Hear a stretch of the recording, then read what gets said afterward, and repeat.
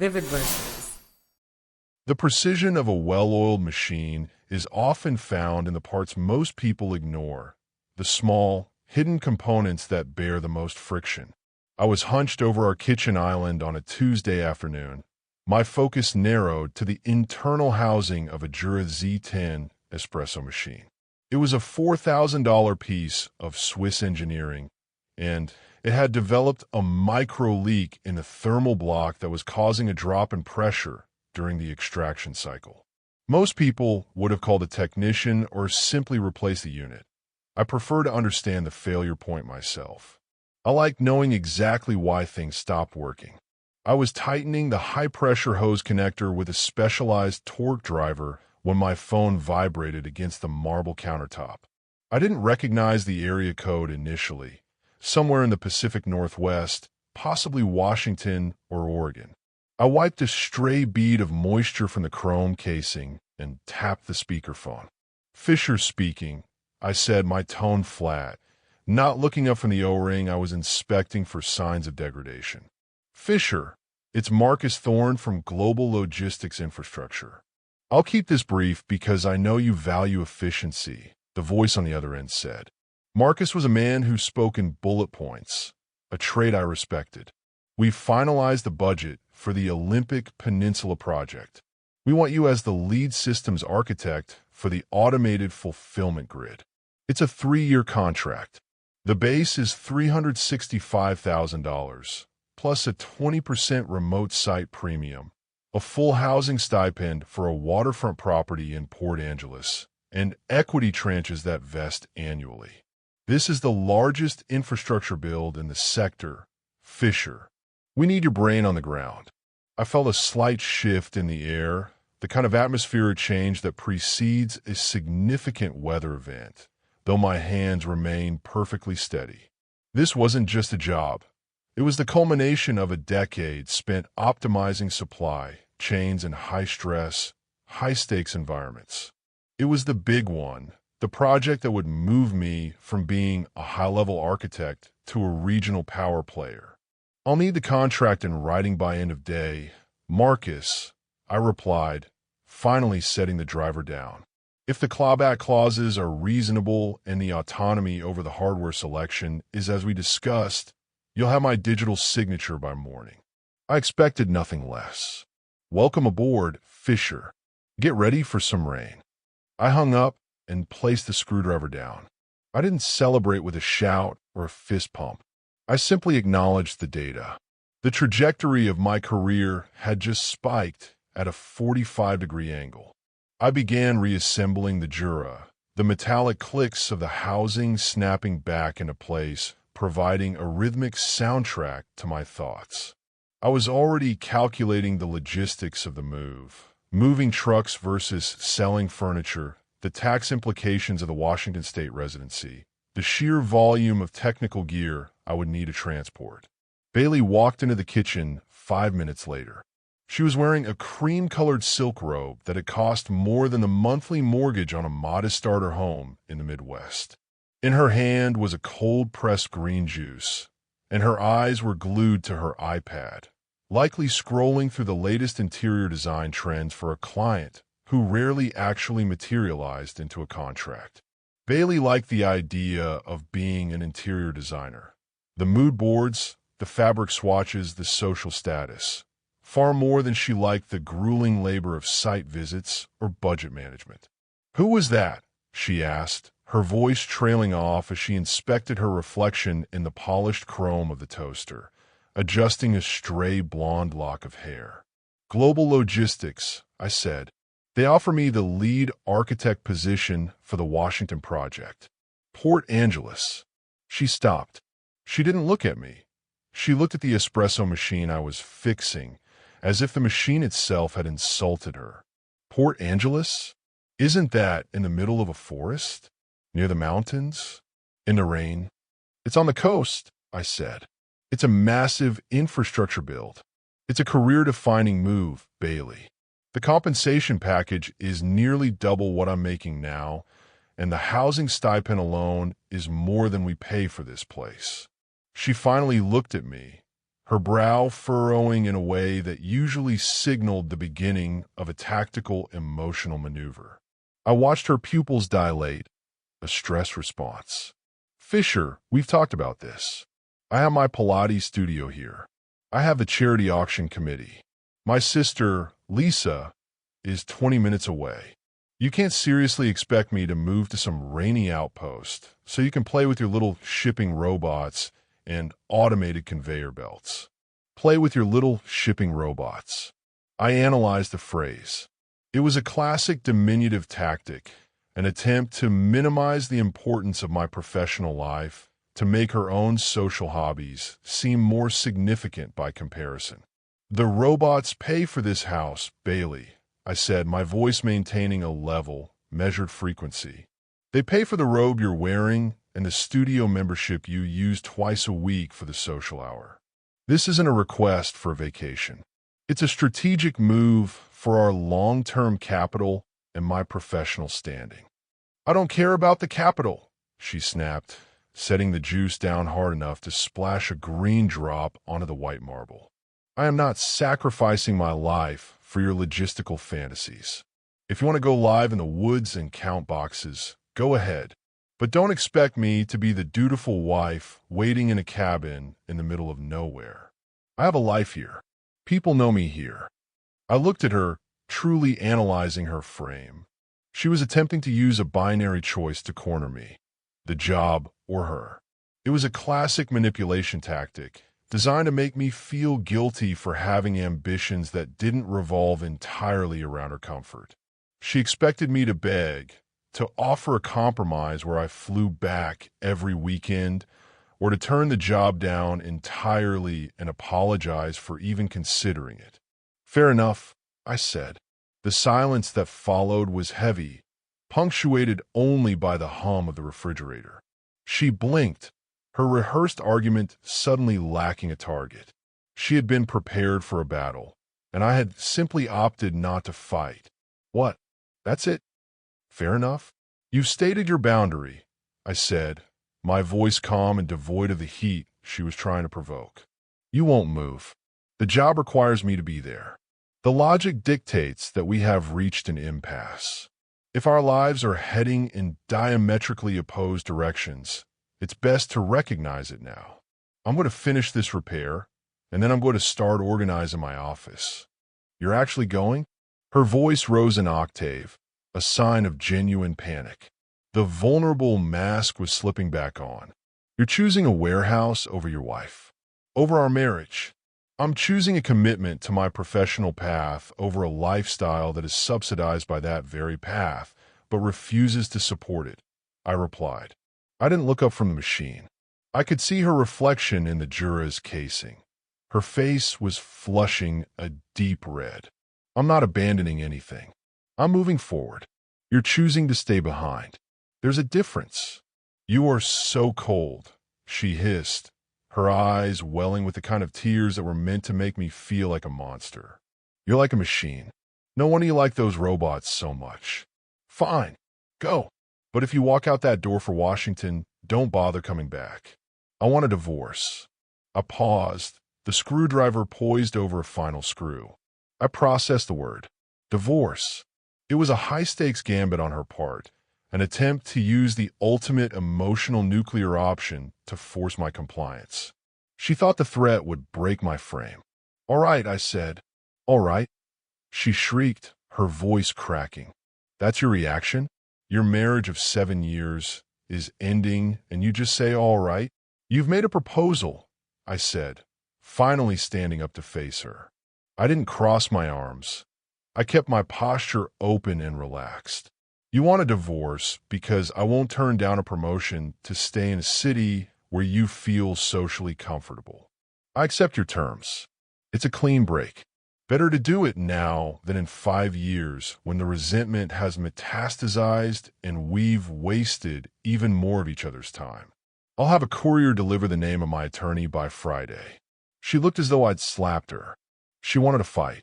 She wanted me to plead, to tell her she was more important than any career, to offer her $1 million compromise just to keep her from leaving.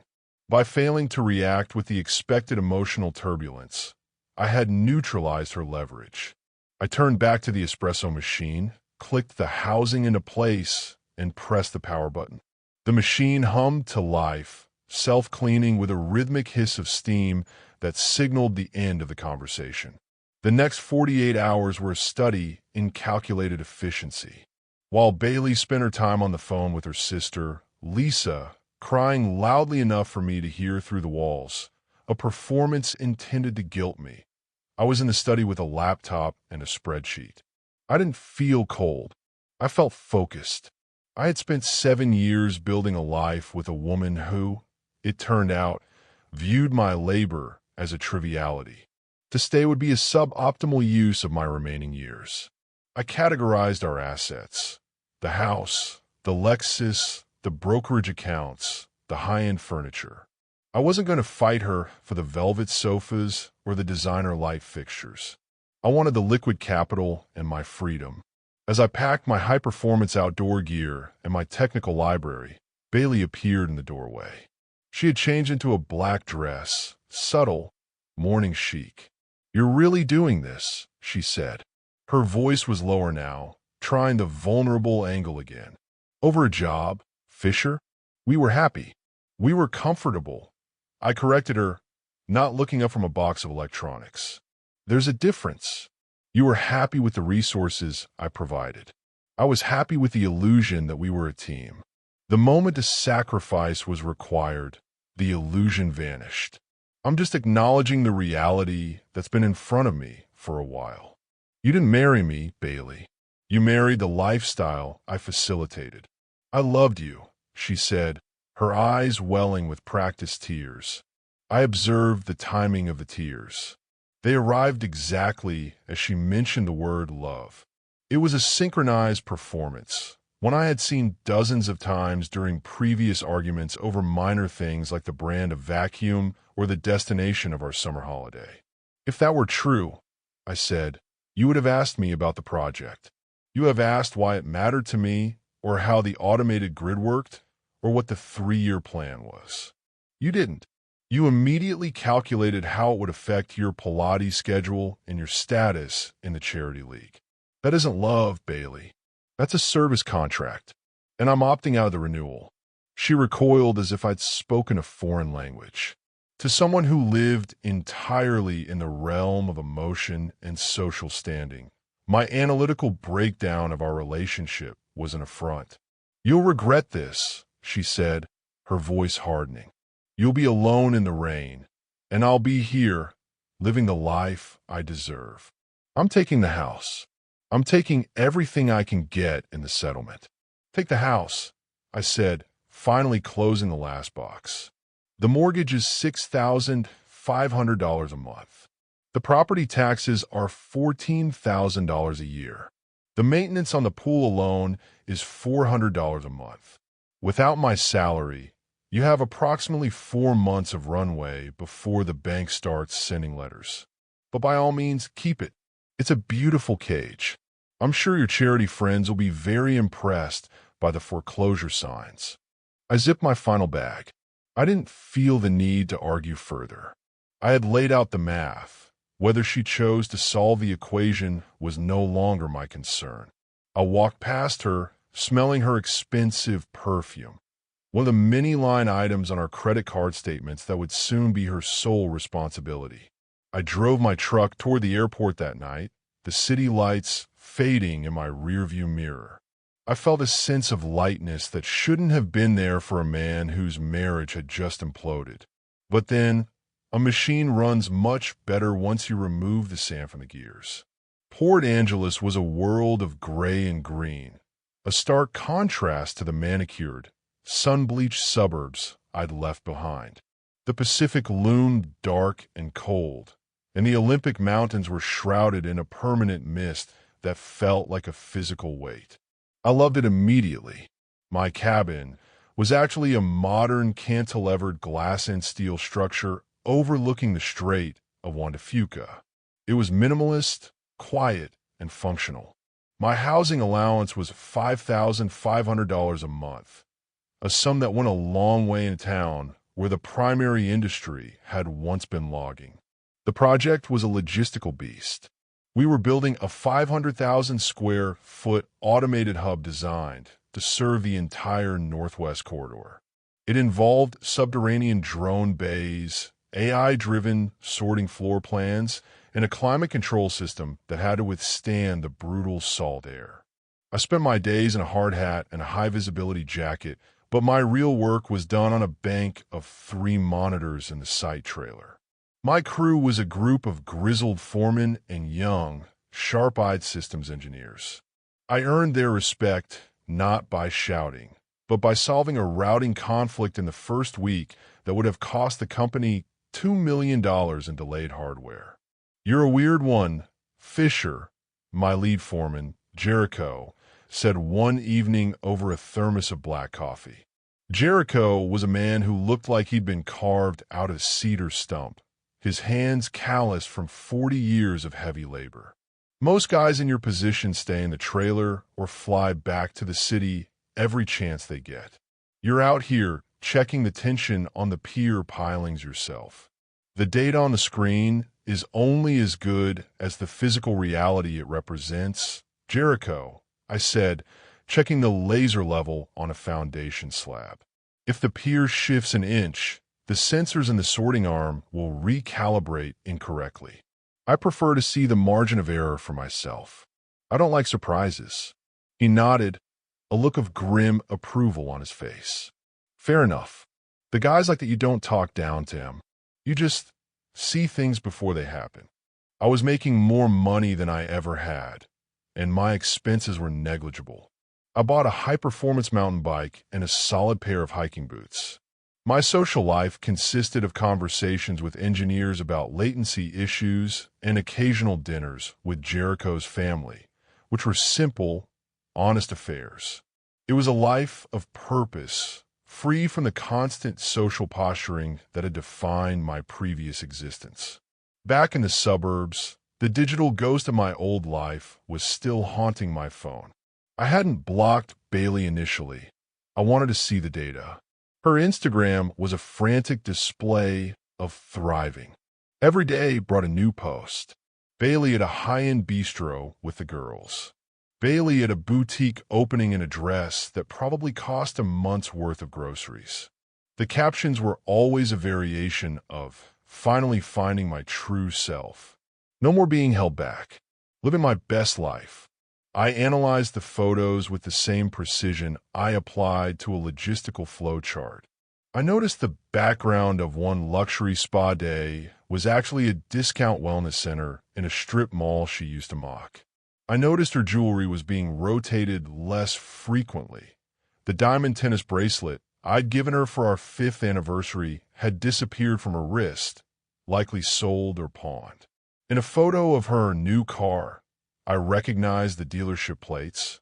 It was a lease-to-own mid-range SUV, a significant step down from the Lexus she demanded in the divorce. She was performing for an audience of one. She was desperately trying to project a reality where she was the winner of the divorce. But I could see the cracks. The lighting in her photos was harsher, the smiles didn't reach her eyes, and the lavish dinners were clearly being split among 4 people to keep the bill down. I felt a brief flash of humor. She was spending her settlement money on the appearance of wealth, while I was sitting in a glass house on a cliff, watching my net worth climb by 5 figures every month. 6 months into the project, I received a call from Lisa, Bailey's sister. Lisa was more grounded than Bailey, but she had always been the enabler of Bailey's more extravagant whims.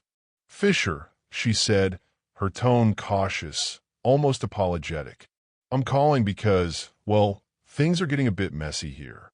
"I assume you're referring to the foreclosure notice on the house," I said, leaning back in my office chair. I was looking at a 3D render of the hub's cooling system. There was a long pause on the line. I could hear Lisa breathing. "How did you know?" "Bailey hasn't told anyone. Public records are easily accessible, Lisa. I have an alert set for the property address, and I know Bailey's burn rate. Without my income to bridge the gap, Her lifestyle was mathematically unsustainable. The math was always going to fail. It was just a matter of when. I predict she is roughly 3 weeks before she has to move her things into storage. She's in a bad way, Fisher. She lost that consulting gig. Apparently, she missed too many deadlines for personal growth retreats and yoga intensives. She's maxed out 3 cards. She had to sell her designer bags just to pay the utility bill last month. She's crying every night. That's unfortunate, I said. My voice remained steady, a perfect flat line of emotion. I felt no surge of triumph, only the quiet satisfaction of a correct prediction. But she made it very clear that she didn't want to be held back by my career. She wanted the life she deserved. It appears she's currently living the exact life her choices have facilitated. She's your wife, Fisher, or she was. Doesn't that mean anything? She chose the house over the marriage. Now the house is choosing the bank. It's a closed loop, Lisa. I offered her a partnership. She wanted a pedestal. Pedestals are unstable structures. Could you just talk to her? She's spiraling. She keeps telling everyone you planned this, that you trap her by moving to Washington knowing she wouldn't come. I didn't trap her. I offered her a partnership in a new chapter. She declined based on her own social vanity. Everything that has happened since is the result of her own agency. I won't subsidize a delusion, Lisa. I wish her well, but my balance sheet is no longer her concern. I have a concrete pour scheduled in 20 minutes, so if that's all. I hung up. I knew the next phase was coming. I'd seen it in dozens of supply chain collapses. When the primary system fails, the ego tries to return to the last known stable state. The re-engagement phase was about to begin. 2 weeks later, the messages started. They were calculated, testing the waters. Hey, I saw an article about your project in the Northwest Business Journal. It looks incredible. I guess I didn't realize how massive the scope was. I'm sorry I was so dismissive before. I just didn't understand the vision. I read it, analyzed the phrasing, the shift from shipping robots to massive scope, and deleted it. 3 days later, I've been thinking a lot about our last talk. I think I was just scared of the change. I've been doing a lot of soul searching. I miss our evenings together. I'll be in your area next month visiting a friend. Coffee? I didn't respond. I was busy overseeing the installation of the primary server farm, a delicate operation involving thousands of miles of fiber optic cable. I didn't have room for soul searching in my schedule. The messages continued for a month, growing increasingly enlightened. She had done the work. She realized that material things didn't matter. She missed my brilliance. It was a masterclass in gaslighting. She was trying to rewrite our history, turning her blatant selfishness into a moment of fear or a misunderstanding. She was fishing for a lifeline, and she was using the only bait she thought I'd bite, her newfound appreciation for my work. She thought if she complimented my intelligence, I would be flattered enough to let my guard down. She underestimated my immunity to flattery. I decided it was time for a final audit. I needed to close this ticket permanently. I'll be in the city for a logistics conference next week. I finally texted her. I can meet for an hour at the Gilded Fern on Thursday at 7 p.m. I chose the Gilded Fern purposefully. It was the kind of place Bailey loved, expensive, dimly lit, and filled with the city's social strivers. It was also a place where appearances were everything, which made it the perfect stage for the lesson I intended to deliver. I contacted Kara, one of the senior structural engineers on my team. Kara was 31, razor sharp, and had a dry sense of humor that matched my own. She was also striking in a way that had nothing to do with expensive makeup or silk robes. She looked like someone who could calculate a load-bearing arc at her head while hiking a mountain, which she frequently did.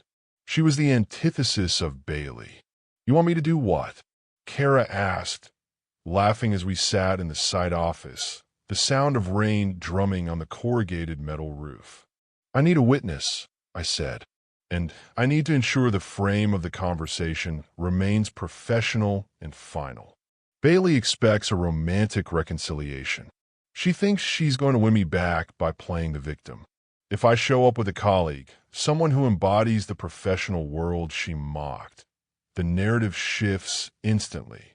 She won't be able to play the wronged wife if there's a superior reality sitting at the table. It's about managing the social variables. Kara grinned, her eyes bright with intelligence. "You're a cold-blooded analyst, Fisher, but she sounds like she needs a reality check." "I'm in. I've been looking for an excuse to wear that charcoal blazer anyway." The night of the dinner arrived. The Gilded Fern was bustling with the kind of people who spent more time looking at their wine labels than their dinner companions. I was wearing a tailored navy suit, no tie, professional but relaxed. Kara was at my side, her hair pulled back, looking every bit the high-level executive. We were seated at a central table with a clear view of the entrance. I had confirmed the reservation was in my name, knowing Bailey would ask for it the moment she arrived. At 7:05 p.m., Bailey walked in. She had gone all out.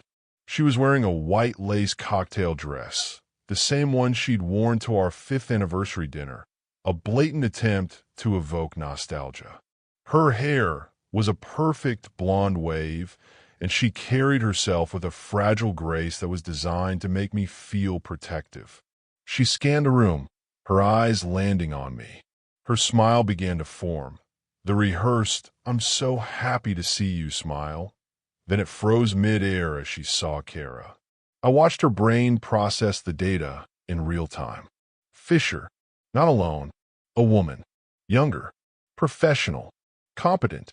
The white dress suddenly looked like a costume from a play that had been canceled. She approached the table, her steps slightly uneven, her confidence visibly draining with every yard she covered. "Fisher," she said, her voice trembling just enough to be noticeable to everyone within 3 tables. "Bailey," I said, standing up politely but not moving to embrace her. I kept the table between us, a physical barrier. "This is Kara, my senior structural lead. She's heading the Washington expansion project with me. Kara, this is Bailey." Kara smiled perfectly, the kind of smile that was polite but held no warmth. "So nice to meet you, Bailey. Fisher has told me a bit about your interests." The bit was a subtle, brilliant touch. It implied Bailey was a minor footnote in my life, a small detail mentioned in passing between more important discussions. Bailey sat down, her face a mask of forced composure that was already starting to crack around the edges. "I didn't realize this was a business meeting," she said, her eyes flitting between me and Kara. "Every meeting is a business meeting when you're managing a $500 million project, Bailey," I said smoothly, sitting back down. "I thought it would be good for you to see the kind of environment I'm working in now." Kara and I were just discussing the Q4 projections for the subterranean drone base. The latency issues in the human environment are a fascinating challenge. For the next 20 minutes, I conducted a conversation that was a masterclass in exclusion. I talked to Kara about seismic dampeners, supply chain throughput, and the structural integrity of the pier pilings. I used technical jargon, not to be arrogant, but to create a wall of competence that Bailey couldn't climb over. She sat there, her expensive white dress becoming a shroud of irrelevance. She tried to chime in twice, her voice small and increasingly desperate. "I always thought the Northwest was so rainy," she said, a weak attempt at social small talk. "Doesn't it get depressing? I could never live in all that gray." "The rain provides the necessary hydroelectric power for our cooling arrays," Kara said, without looking up from her Pinot Noir. "It's an asset, not an inconvenience. We prefer the gray. It keeps the tourists away from the real work." Bailey's face was pale. She was realizing that the man she had called a box counter was now part of a world she couldn't even comprehend. Her better plans had led her to a foreclosed house and credit card debt. My adventure had led me to this table, with this woman, in this position of power. She looked at me, her eyes pleading for a moment of the old Fisher, the one who would have comforted her.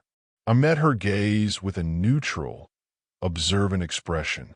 I saw the desperation, the regret, and the lingering hope that she could still manipulate the outcome.